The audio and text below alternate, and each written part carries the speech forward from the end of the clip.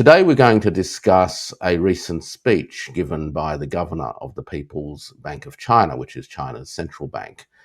The governor, Pan Gongsheng, delivered a speech at the Lujiazui Forum in the middle of June, which touched on important themes concerning the global financial system, its current state, and its future. And to help us understand this speech and its significance, I'm joined today by Professor Liang, who is a professor of economics from Willamette University in the United States. Welcome to the show, Yan. Thank you, Warwick. Thank you for having me. It's great to have you back on. You've had great reviews, so we'll always pester you from time to time. The speech that was given touched on four themes. And each of those themes, I think, has some important implications as far as the unfolding transformations of the global economy concerned. And what I suggest we do is that we just walk through each of those themes. So the first one is that Mr. Pan gave some thoughts to the sort of long history of the global monetary system, and particularly touched on the interactions and contradictions inherent in a system in which a national currency also fulfills the role of being an international reserve currency. What are your thoughts on his particular observations in this particular set of issues here? Right. So I think Pan Gongsheng really points out the contradictions that when you have a sovereign currency, the United States national currency is now served as a de facto global reserve currency, then you can see a lot of contradictions. So he mentioned a couple of them. So the first one, of course, is the national interest versus the global needs. So when the United States, for example, hike its interest rates to try to fight domestic inflation, then the interest rate hikes and the contraction of liquidity would have a significant bearing on the international financial system. So you're seeing, the global South countries, which is very much indebted to the foreign investors and creditors, then they're seeing their debt burden, right, rose tremendously because of these interest rate hikes. Especially these days, the private sector, the private bondholders and commercial lenders hold the majority, actually over 50% of the developing countries' debt. So they have a lot of variable interest rates. So when the Fed hiked interest rates, then that would add to the debt burden. So that is one contradiction, that there is the national interest, but there's also the global needs for stable and sometimes loose monetary conditions. There could be other contradictions, like the United States. They need to, for example, run a current account deficit, and they are injecting the dollars to the rest of the world. But at the same time, when you have too much of the dollar in the global system, this tends to undervalue it's the currency. So this is the very famous Griffin dilemma, right? That on the one hand, as a global reserve currency, you need to have plenty of this currency in the global system. But at the same time, when you have too much, that would discount the value of it. So this is another a big contradiction, I think, a big internal dilemma when you have a national currency serve as global reserve currency. And I think Pan Gongsheng also point out the United States is not it's not a very good or responsible, custodian of the global financial system. It in many ways mismanaged its own financial system. Back in 2008, 2009, we know the global financial crisis was basically originated from the United States due to very much the lack of financial regulations and the runaway of securitization of the United States, as subprime mortgages and other mortgage-backed securities and other CDOs and so on and so forth. So it really engulfed the entire world and create tremendous damages to the global financial system. So I think that's another thing, another drawback of the current system is that this global financial system is so much hinged on the United States' policy and its regulatory system, its financial system, and yet the United States policies, they are ineffective, to say the best, and to the worst, it's very counterproductive, it's very pernicious, and many times deliberately, I would say, trying to disrupt the global system to the benefits of certain, private mega financial house. So I think, those are the problems that the world is facing with right now. So I think, Pan Gongsheng used this opportunity to really hit, really, sort of expose, right, the defects of the current system and call for some kinds of reform and changes. And this is very different than last year. If you remember last year's Ru Jiazui's forum, the he pretty much used most of the time to talk about the Chinese financial system, how to use financial tools and monetary tools to stimulate the economy. But this year, I think, things have changed so much, right, in just 1 year span with Donald Trump's policies and his administration's very erratic changes in various ways. So I think this is really a urgent time. It's a very pressing issue, I think, for the central bank to really rethink about the global financial system. Yeah, it's really interesting that, from a central banker's point of view, this speech, whilst its tone was quite temperate, was actually incredibly pointed in its critique of not only the system as a whole, but also the dominant role that the United States has played over the last 20 or 30 years.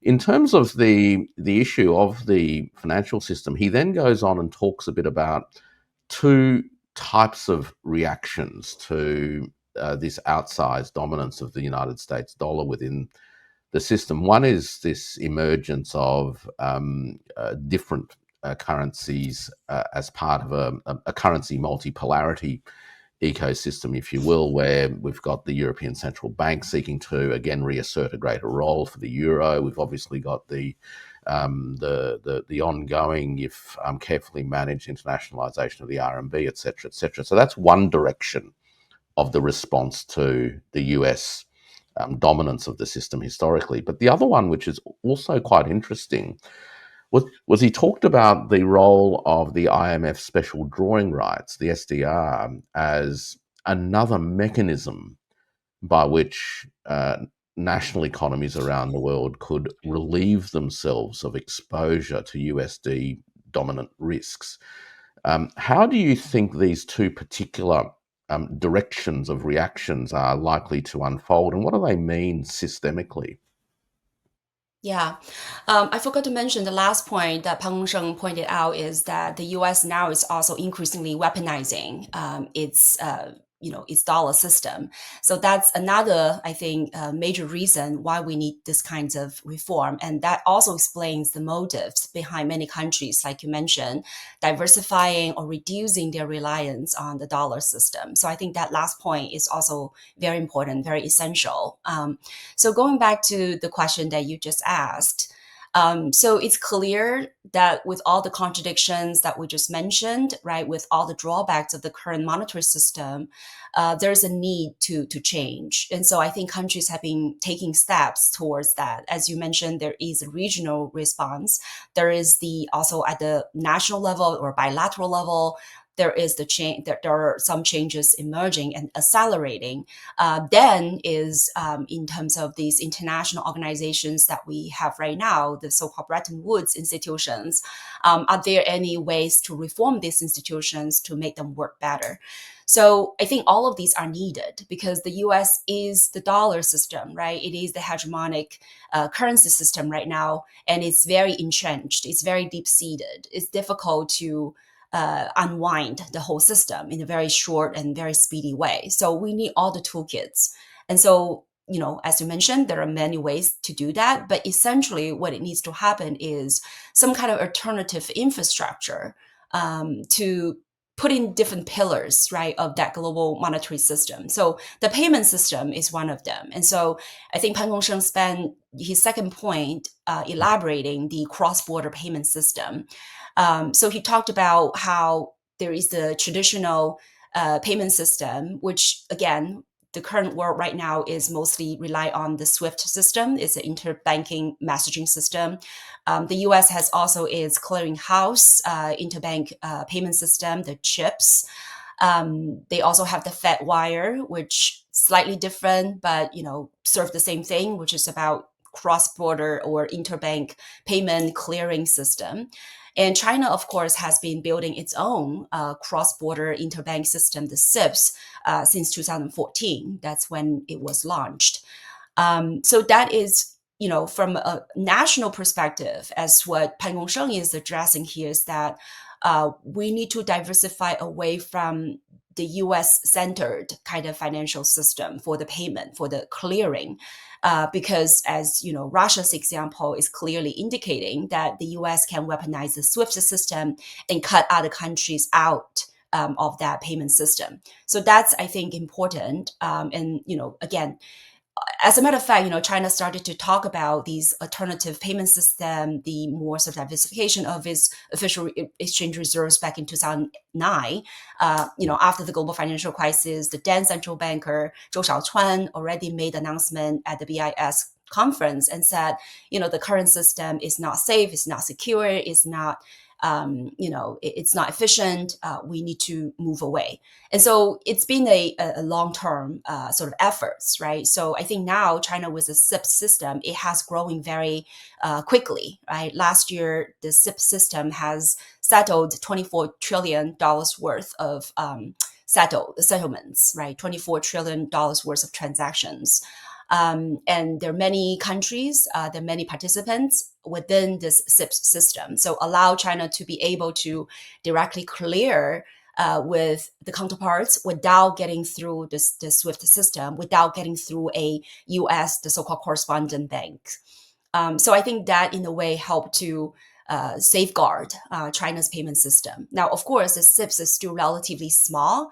As I mentioned, it settles about $2 trillion per month, whereas the U.S. SIPS chips settles about $1.8 trillion per day. So in that sense, the Chinese system is still at the early stage. It's still growing, but it's growing fast, right? So the SIPS transaction has grown by 43%, I think, last year compared to the year before.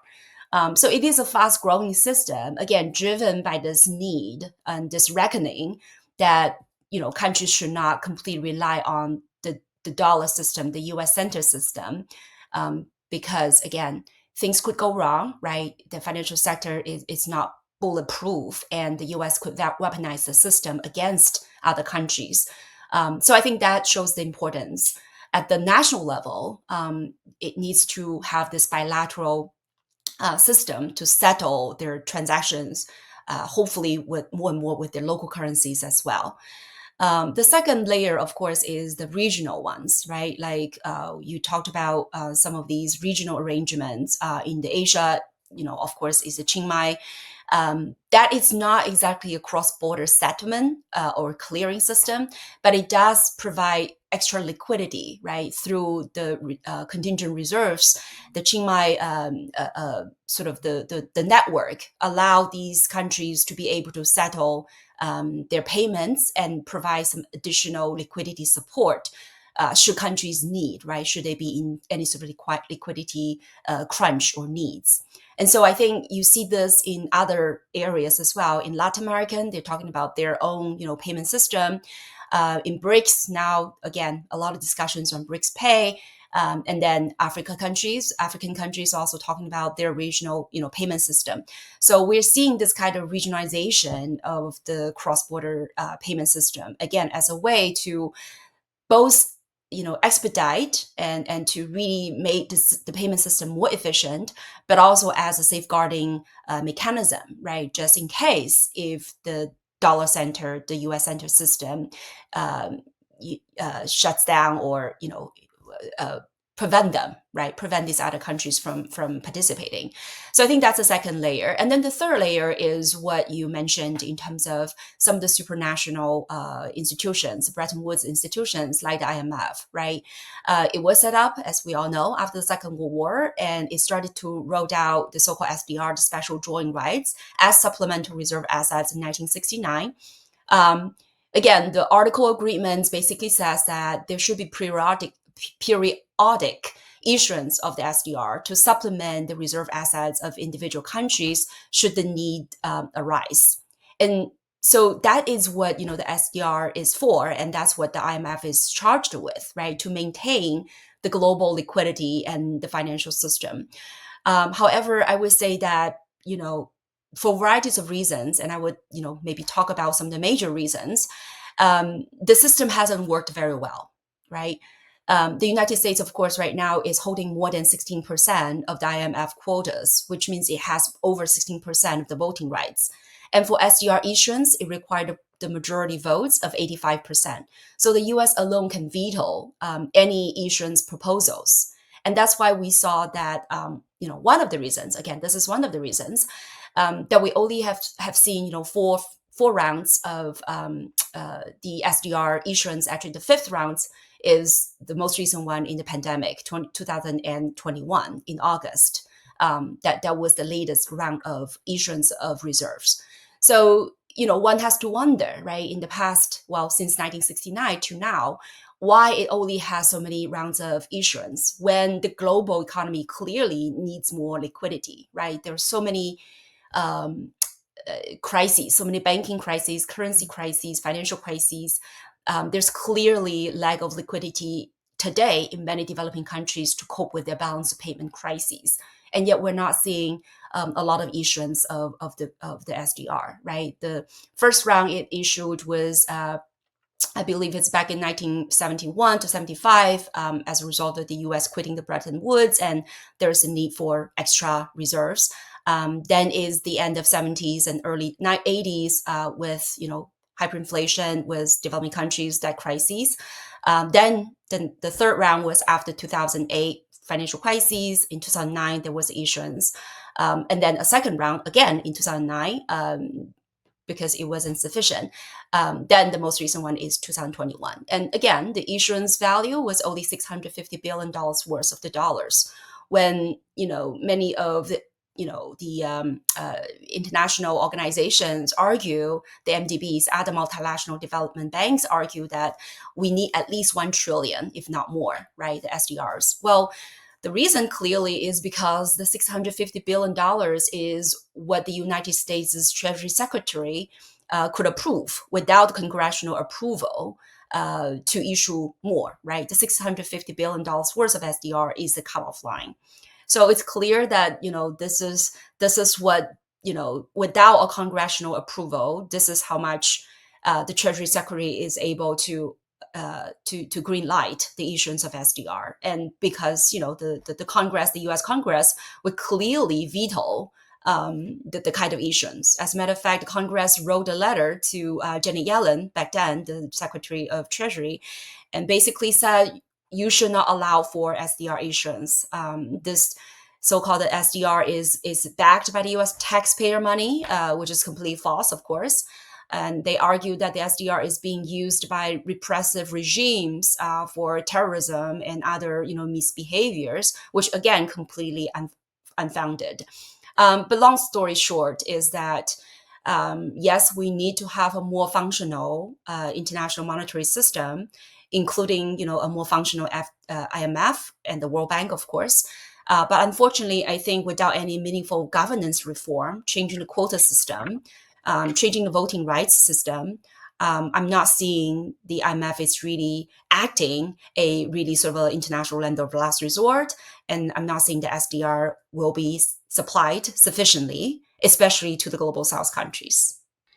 Yeah, in fact, when he talks about these two particular directions of reactions to US dollar dominated or US dollar centric system malfunction, whilst he does talk about the need for the SDR to play a more significant role, there is in fact a recognition that there's a bunch of institutional reasons why that's highly unlikely to happen, which leads me to think that the most likely trajectory of system evolution is going to be around these alternatives to the Bretton Woods institutions, at a regional level, and also at a new, I'll use the word block, but I don't really mean it in the old way, but things like BRICS, looking at ways that they facilitate national currency based payment systems.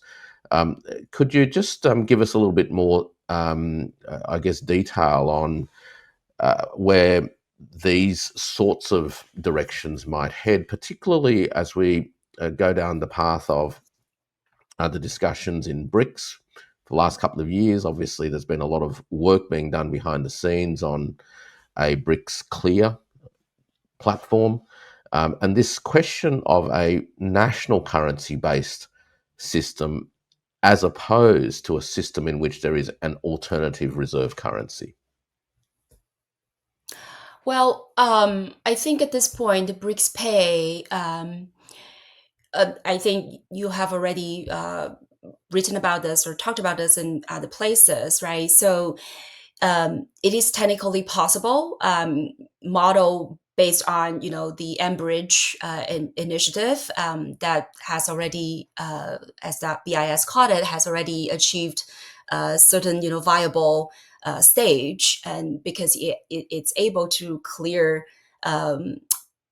payments between different central banks directly, right, using the distributed but centralized ledger.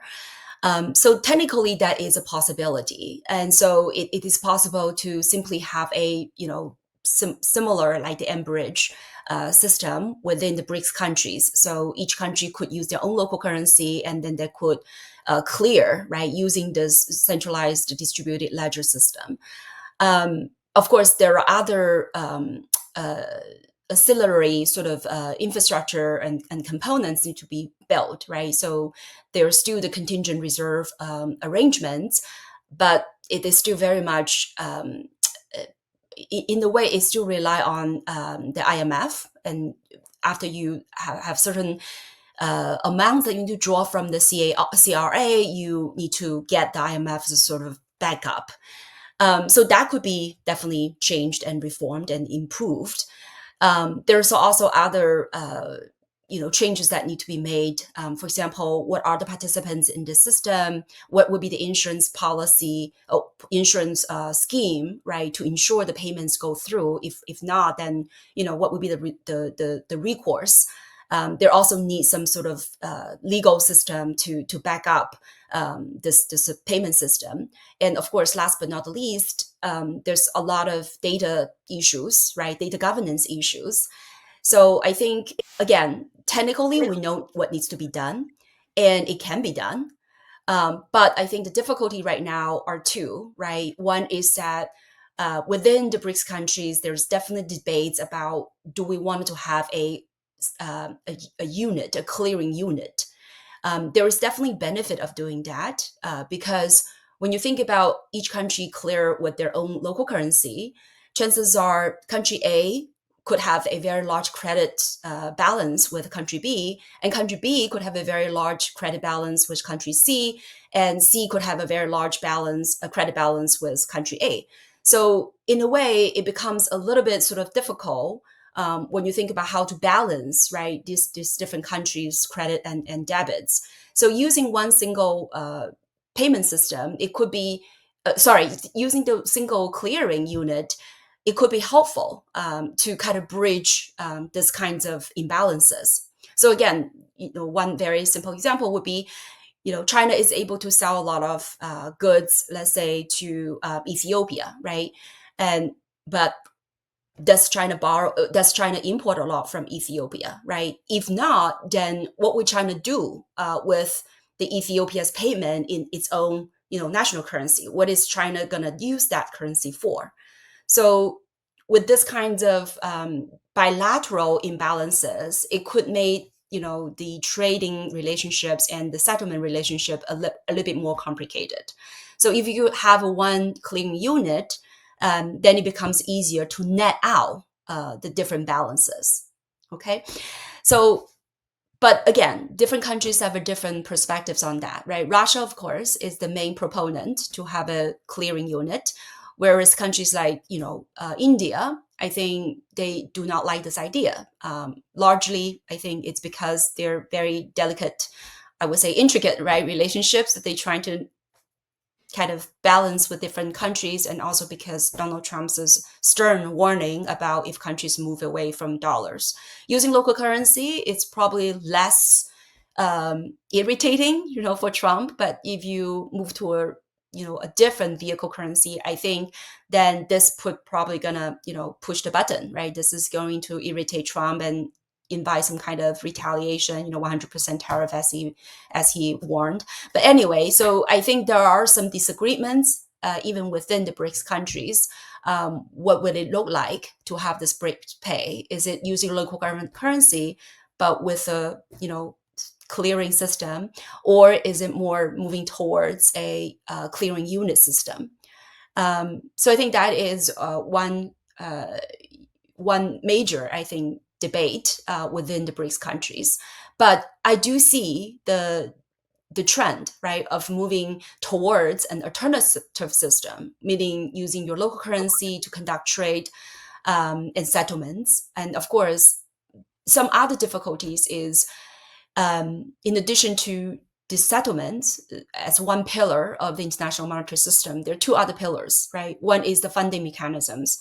For example, if we wanted to promote the RMB internationalization, how do we make sure other countries have the RMB, right, at their disposal that they could use to invest or to settle their trade balances?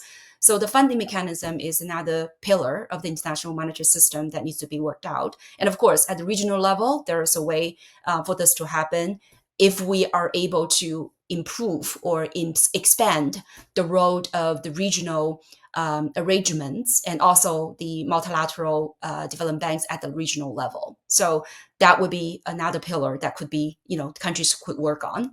And then the third pillar, of course, is are there any sort of investment opportunities denominated in the local currencies? So I think that's another, I would say, a barrier, right, for other alternative currencies, because right now the dollar system with the tremendous amount of markets, the U.S. Treasury market is a $28 trillion market. China's central government bond market, the CGB market, it's about 14 trillion, so half of the size. So the question is, when countries, even they wanted to use the RMB, and even if they get the RMB, what can they do about it? Can they invest in RMB denominated assets, right? Right now, a lot of the contention is, China has a capital control. Well, I don't think that is the main problem, because China is able to build different infrastructures, bond connects, stock connects, QFII, RQFII, many of these alphabet soups that essentially will expand the assets for the foreign investors to invest in RMB denominated assets.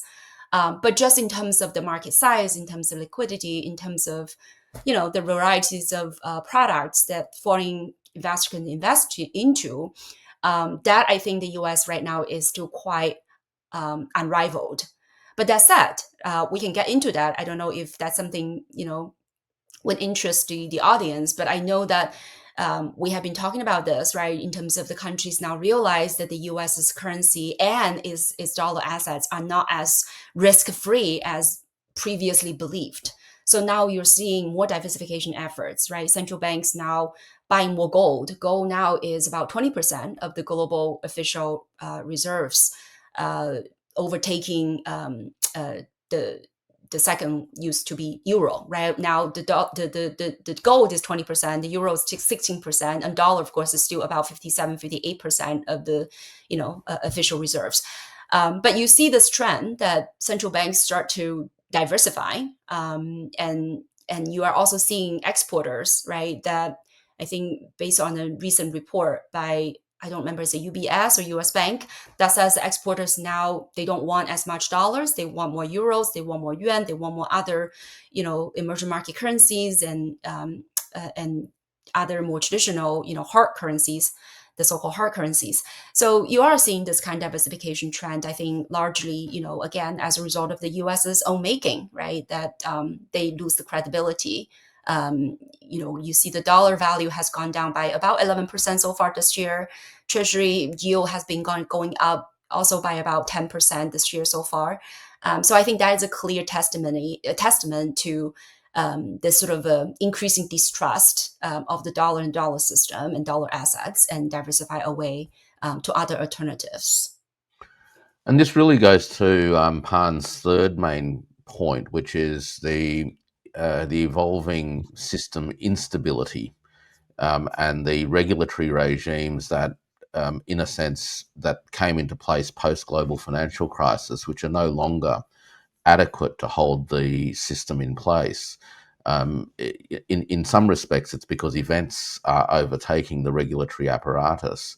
It seems also to me that one of the challenges in financial systems is that the creation of new liquidity can happen at a much greater tempo than is the ability of the real economy to, in a sense, meet the claims that that liquidity can make on the world itself. And with such a large, and this is the double-edged sword problem, with such a large volume, such a large stock of US dollars within the global system, it's reached a point that there are deep concerns that the US economy itself actually has no way of meeting the future claims that will be made on it with by all of these dollars and dollar denominated assets. And so the trend away from dollars and dollar based assets, in a sense, is irreversible until there is a sense that the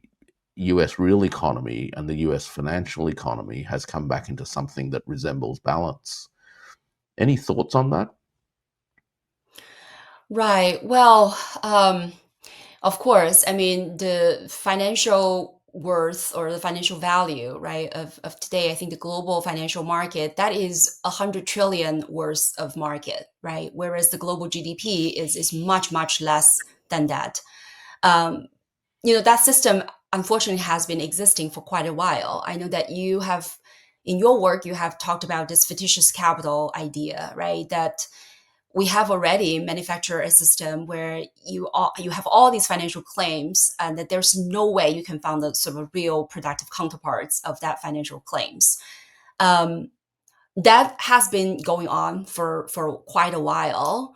Um, is it now the world would all of a sudden, come to the reckoning and said, "Hey, I'm having all these dollars and dollar assets, and yet I cannot really buy any real goods and services from the United States. And is it a time for me to have a run on these dollar assets?" Well, I don't think that's gonna happen. In how would I put it? Um, for varieties of reasons. So for one is, of course, that um, we have seen that kind of, uh, in 2008, 2009 financial crises, right? That when you have a real estate market, right, that is probably, I don't know, to the maximum hundreds of billion dollars worth, but you have um, the default swap, right? That is, I think the volitional votional value was over $60 trillion at the peak. The number it's a little vague at this point, but it's again it's a very much outsized financial layer compared to its real economy, the counterpart. So that could create this kinds of bubbles, right? And there could be this kinds of um, reckoning that these financial asset prices do not really match, right, with the real value. So we could be possibly, right, seeing this kinds of eruption, right, the financial crises. But what was interesting, I think, back in 2009 and 2008, and it's different today, is that when these kinds of financial crises erupts, the investors, right, actually have the flight to the dollar. So as a matter of fact, right, the dollar was considered back then as, again, the safe haven assets. It's the most liquid, it's the most safe. So when you actually have the financial crises, you are actually seeing, that cash becomes the king, the dollar becomes the king. So there's a lot more actually capital flight into the U.S. assets and so on and so forth. Now this time around, I think we see different outcomes. Um, the dollar is actually no longer being considered as a safe haven, and there's the diversification trend that we just mentioned. So I think back then, again, you still have this very outsized financial sector compared to the real sector. And today, you see the same thing. And yet back then, right, the capital flows into the dollar, and today we're seeing diversification. So in a sense, I do see what you're saying, that we're building this big and bigger and bigger, this financial bubble, this financial nirvana, right? That eventually, things would have an adjustment, and this could be very disorderly. It could be really a crisis. But yeah, at the same time, I think um, if the confidence, right, if the trust in the dollar system remains, like back in 2008 and 9, then things can go on still for a while. Um, Again, simply because you don't have an alternative back then. But things are different now. I think you do see kind of, there's no way we can spend that hundreds of trillions of dollar financial assets in real assets. I mean, that's impossible at this point. But what is possible is instead of investing continuously in the dollar assets, there may be other assets that this finance could find its way to. Yeah, Um, look, it's a funny thing because in some ways human beings have been incredibly creative at creating that next layer of future claims where you can just roll it over, and in a sense we are able to exploit time to our advantage, and you know kick the can down the road in a sense. But interestingly, Pan actually talks a bit about these macro, and I mean long history dynamics in his first segment in his speech, where he reflects upon the Dutch dominating the financial world, say 500 or so years ago, and then progressively evolving through to the pound and then to the US dollar system. And there are similar patterns in all of this over the course of the last 500 years, where the financialized economy literally becomes outsized. And there is some kind of a system reckoning where those financial claims have to find their way back to the real world, and we've seen that in geographical terms historically, and in some ways, what seems to be bringing this to a head, and this is, I guess, the point of difference that you're going towards, is that the geopolitics of the situation in 2025 is fundamentally different to the situation in 2008, and that is forcing a different reckoning with the imbalance between the financialized claims and the real economy. Um, and I guess this leads me to my last bracket of issues, going back to Pan's speech, and this really is about the institutional setup. You've already touched on the issue of the voting arrangements in the IMF and how that affects the management of global liquidity outside of the US dollar, particularly with the SDR.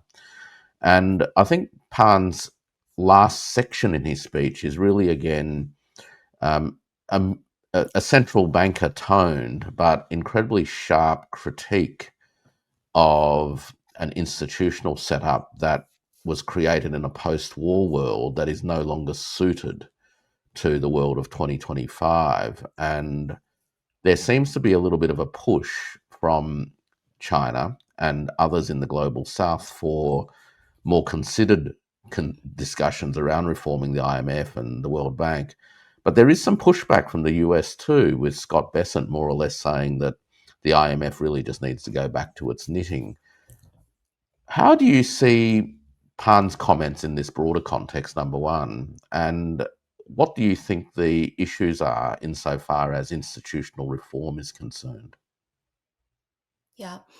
Well, I mean, we all know that the IMF reform is long overdue, right? That a single country alone has the veto power. And, for China, which accounts for, 16, 17% of global GDP and 18%, 18.8% actually global trade, and was just outsized economic, weight. It only has like 6% of the voting share at the IMF, right? And again, you compare the global north and the global south. Again, the global south's voting share is by no means match up with its economic size, and so I think it's clear that the IMF needs to be reformed. The question is how, and as you just said, that the United States and other G7s, they strongly oppose any of these kinds of voting share changes, right? Because this is a zero sum game.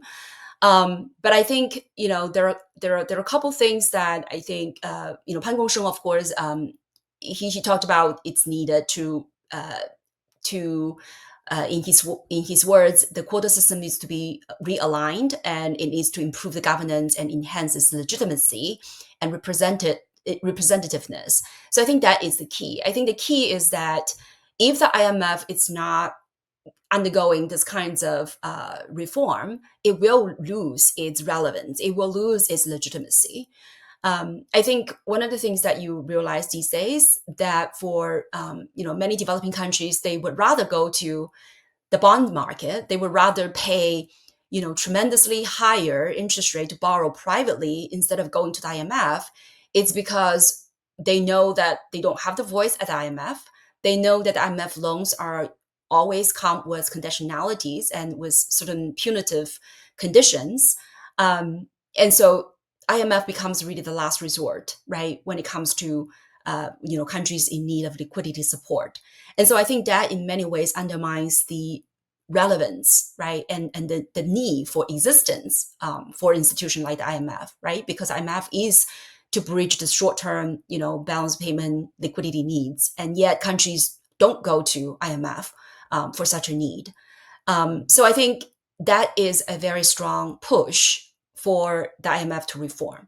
Some of my colleagues at the Global Development Policy Center also argue maybe what we need to do is not to directly confront the United States, knowing that the US would have the veto power and would not cooperate, but rather is to maybe reduce the voting shares of countries like Japan or Germany or France or others that are increasingly become smaller in terms of their economic size compared to emerging markets like Brazil, Turkey or others.